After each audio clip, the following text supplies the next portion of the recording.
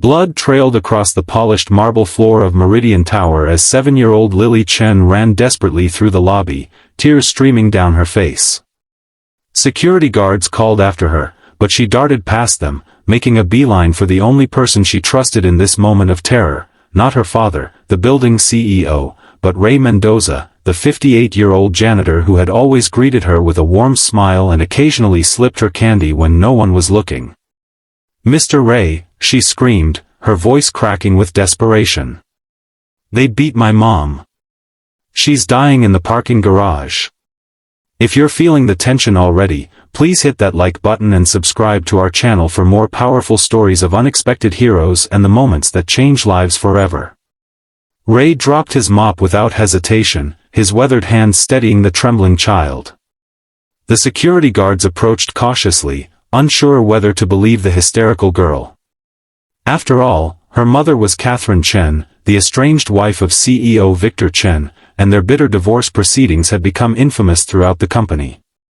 "Call an ambulance," Ray commanded with unexpected authority, his voice carrying a weight that made even the head of security pause. "Now!" No one knew that before becoming a janitor at Meridian Tower, Ray Mendoza had spent 27 years as a combat medic in Special Forces, serving in conflicts that most civilians had never even heard of. He had saved countless lives under gunfire and in conditions far worse than a corporate parking garage. His retirement as a janitor had been his way of seeking peace after decades of witnessing humanity at its worst. Ray knelt to Lily's level, his eyes, usually twinkling with grandfatherly kindness, now focused with the intensity of a soldier. "Show me where, sweetheart. Quick." The security team followed as Ray and Lily sprinted to the underground parking level. Catherine Chen lay crumpled between two luxury vehicles, her designer clothes torn and bloodied. Two men in dark suits were attempting to drag her into a black SUV with tinted windows. When they spotted the approaching group, they abandoned Catherine and jumped into the vehicle, speeding away before anyone could stop them.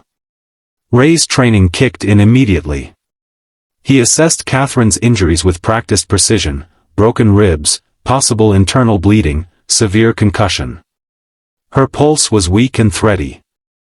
The security guards stood frozen, their training insufficient for this level of violence. "She has minutes, not hours," Ray muttered, mostly to himself.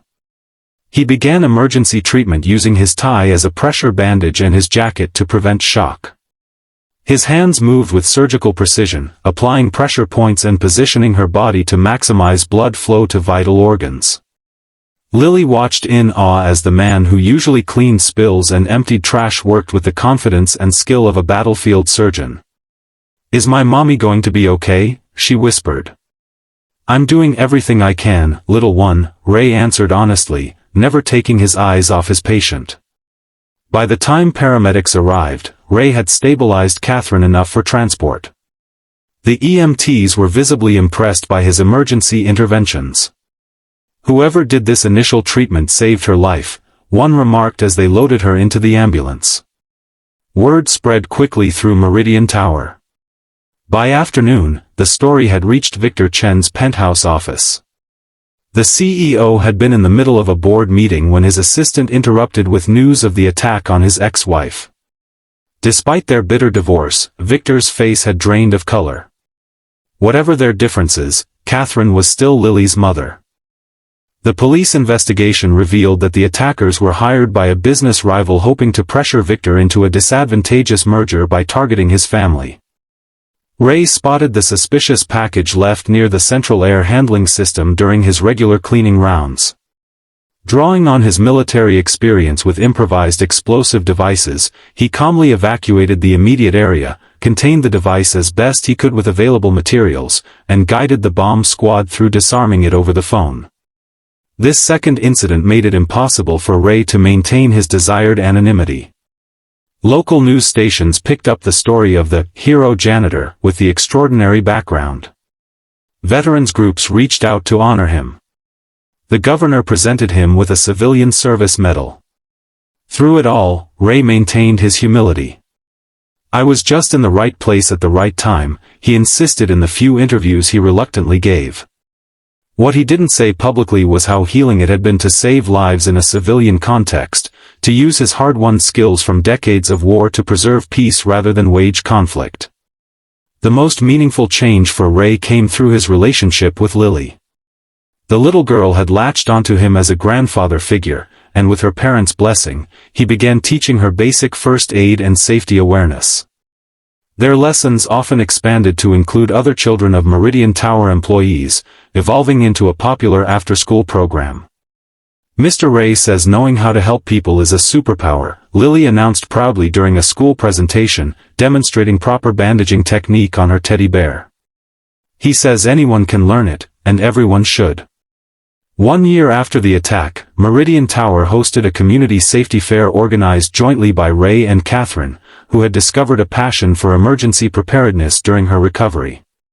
Victor provided corporate backing, turning it into an annual event that eventually spread to other buildings in the city.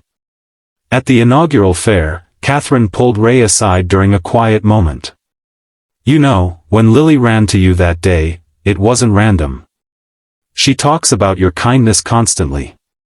How you always listen to her stories and never make her feel small." Ray looked embarrassed. "She's a good kid." "She is," Catherine agreed. "And she has good instincts about people."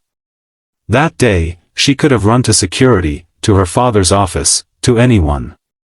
But she ran to you, the person she trusted most in that building. That says everything about who you are, beyond your impressive skills.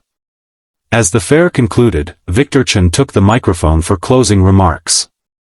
The CEO had changed over the past year, becoming more approachable and less driven by pure profit.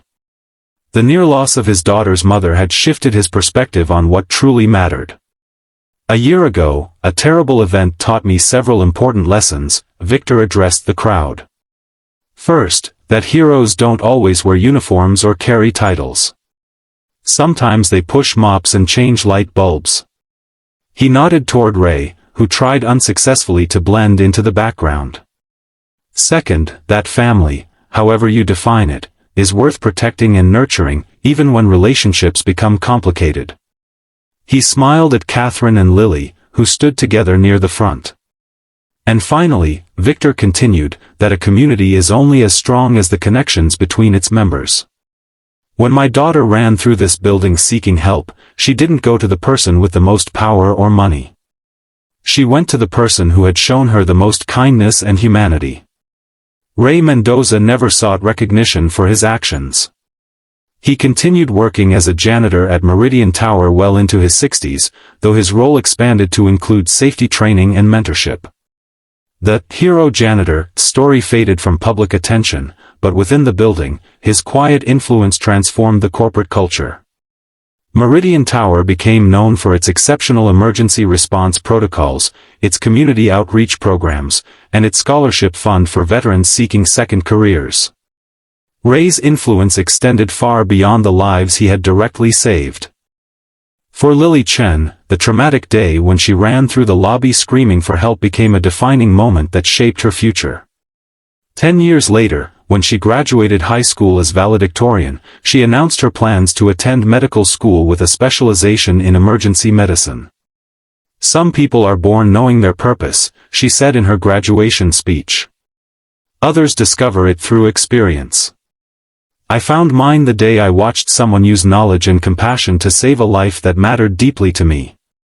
I learned that the most important title anyone can earn isn't CEO or doctor or even hero. It's simply being the person others run to when they're afraid." In the audience, an aging janitor with military posture wiped away a tear, surrounded by the unlikely family he had found in his quest for a quiet, peaceful life, a family that included a CEO, his ex-wife, their daughter, and countless others whose lives had been touched by his unassuming presence. Sometimes the most extraordinary heroes are found in the most ordinary places, doing jobs that many overlook. And sometimes, the hand that cleans up our messes is the same hand that can save our lives when we need it most. If this story touched your heart, please like this video and subscribe to our channel for more powerful stories about everyday heroes who remind us that courage, compassion, and skill can be found in the most unexpected places. Remember that everyone you meet is fighting battles you know nothing about, and might possess gifts that could one day save your life.